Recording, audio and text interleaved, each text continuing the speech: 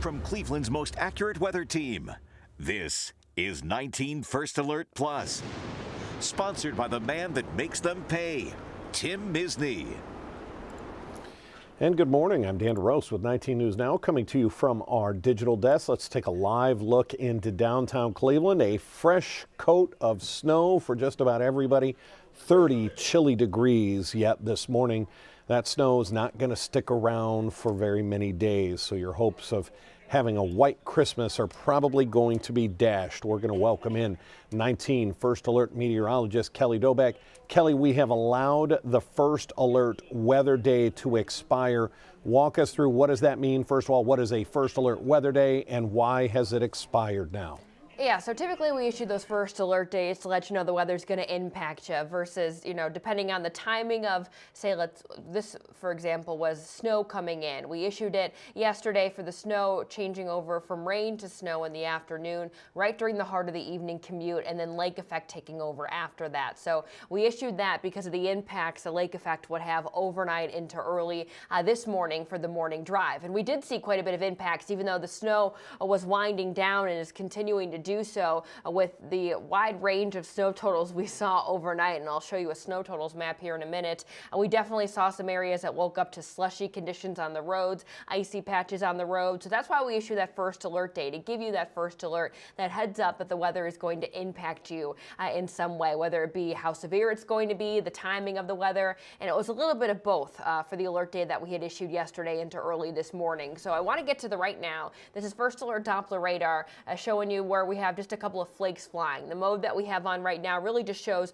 where a couple of flurries are coming down. This is what's left over. I can also turn on the mode that just shows where we're having a little bit more consistent snowflakes coming down through mainly southern Cuyahoga and northern Medina County along the 71 corridor. There's probably some flakes flying out towards Strongsville, Hinckley, just outside the city of Medina. But this is it. This is all that's left from the lake effect snow. When I turn on the radar, you can see not much is coming in. I can show you where the flakes, the flurries are flying, and overall it's just much quieter than it was just overnight, just a couple of hours ago. So when I zoom out on First Alert Doppler radar, just to show you, we still have a little bit of a Lake Erie connection, a Lake Huron connection too, but most of that is hitting areas to our east. Things are quieting down as drier air moves into our area, and that's going to be the trend as we head through the afternoon. Now, I do have a radar loop that shows really what it looked like over the past, this is it, over the past 12 hours here. So if you look at the timestamp on the right-hand side of your screen, this is what we were dealing with overnight.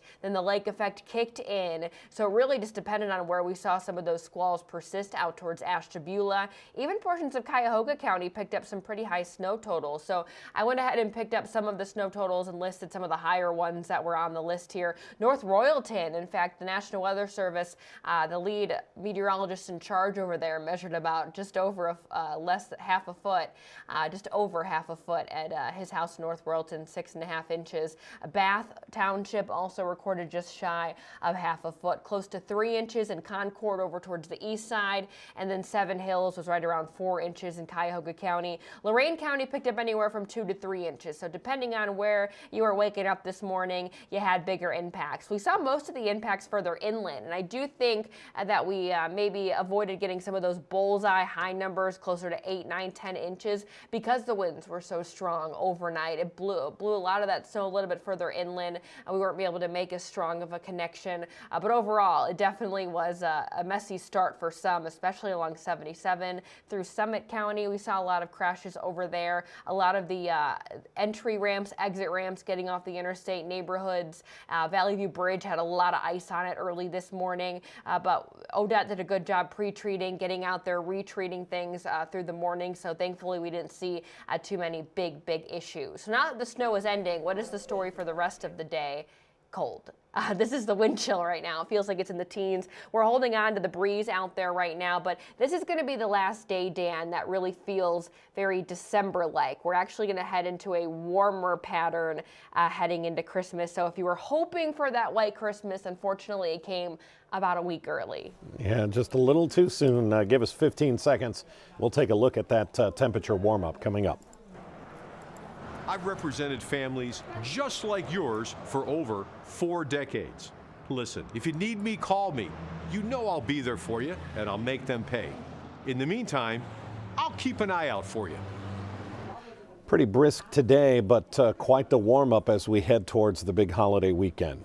Yeah, warming up and drying out through the rest of the work week. If this is your last week of work here before the holiday, maybe ending into the new year. After today's flurries, we're back in the 40s Wednesday, Thursday, Friday. We'll even have a little bit of sunshine come tomorrow.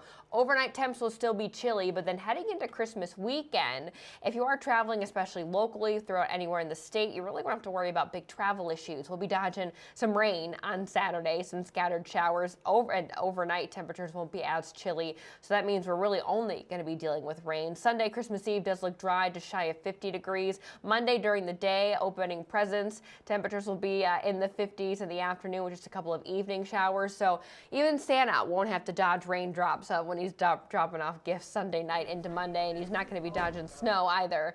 He should have a pretty smooth ride getting into Northeast Ohio. Yeah, it's about as mild a Christmas forecast as I can remember seeing. I know we've had some.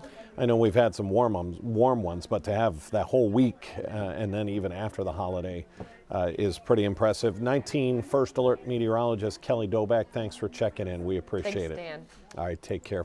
Again, just a chance to look at our weather picture. A little bit of a rocky night heading into this morning, but the good news is it appears to be over. And again, our First Alert weather team has canceled that first alert. It is no longer the threat. You can see traffic 77 moving extremely smooth heading into downtown. If we have any other breaking news, it'll be here on our digital platforms. Otherwise, look for us at 11 o'clock, about an hour and 15 minutes from now on CW43, and then our noon news on Channel 19. I'm Dan DeRose with 19 News. Have a good day. 19 News is everywhere.